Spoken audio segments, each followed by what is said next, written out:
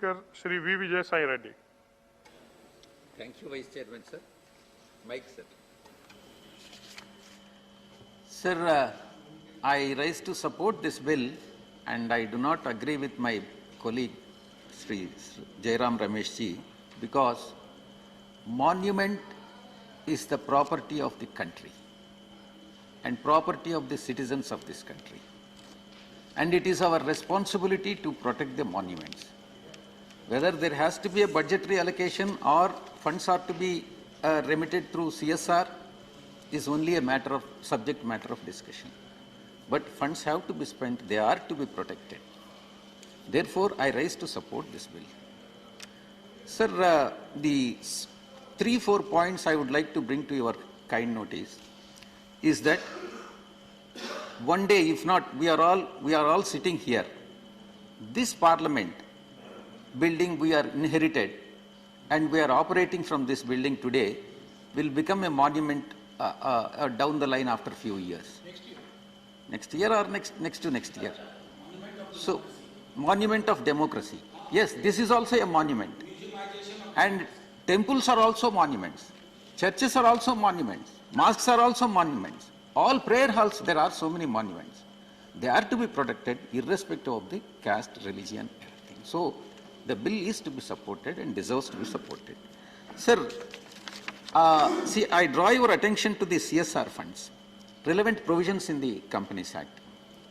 Sir, the Companies Act, in fact, it is reproduced here.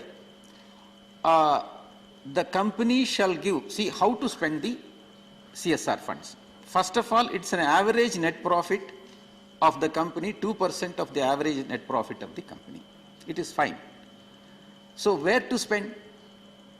The company shall give preference to the local area and areas around it where it operates for spending the amount earmarked for corporate social responsibility activities. I would draw your kind attention to this particular provision. Sir, if there is a company whose head office or registered office is located in Hyderabad, Delhi or Bombay, and has got about 4 or 5 different factories located in 4 different states. And this particular Companies Act, provision in the Companies Act, gives an option to the company to spend not only the local area, it is not mandatory. It is an option given to the company. Wherever the company wants to spend, preferably local area, and it can spend. This should not be the case, because the company is collecting the taxes from the local people and paying the taxes to the local government, enjoying the facilities from the area where it is located, any state for that matter. Therefore, it is obligatory on the part, see, because the revenues are generated from 4 or 5 different sources in case if 4 factories are located at different places. Therefore, it has to be proportional.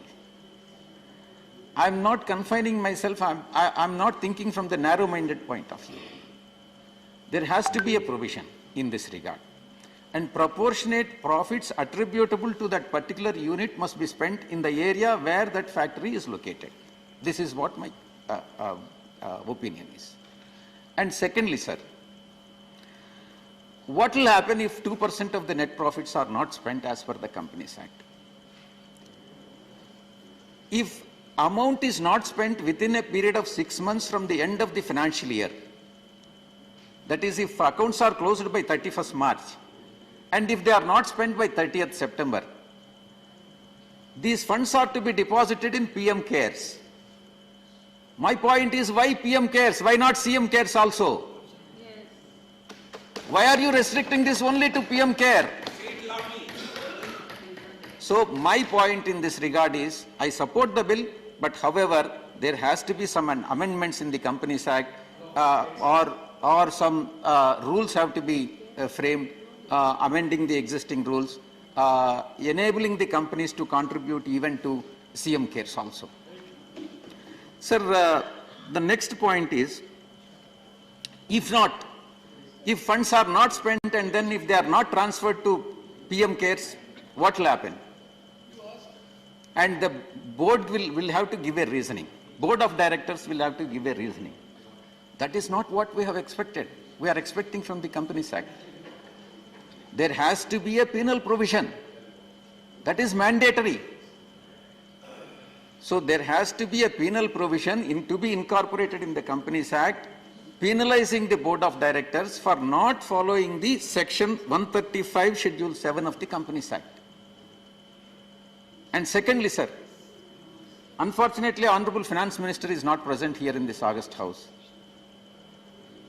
Sir, you are directing the company, mandating the company to spend 2% of the average profits for corporate social responsibility. When you are giving a direction to the company and asking the company to follow it, why are you not allowing this as an admissible expenditure under section 37 of the Income Tax Act? And earlier, to the best of my knowledge, when I was practicing as a chartered accountant, it was admissible, and later it has become inadmissible. And during the period of Honorable Finance Minister Chidambaram ji has introduced the amendment bill. And it is Chidambaram ji who has amended the act saying that it is inadmissible. It is very unfortunate.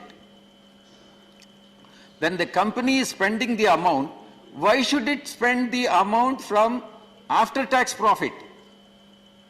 It has to be admissible as an expenditure, and profit or loss should be arrived at only after admitting this corporate social responsibility as an expenditure, admissible expenditure in the profit and loss account.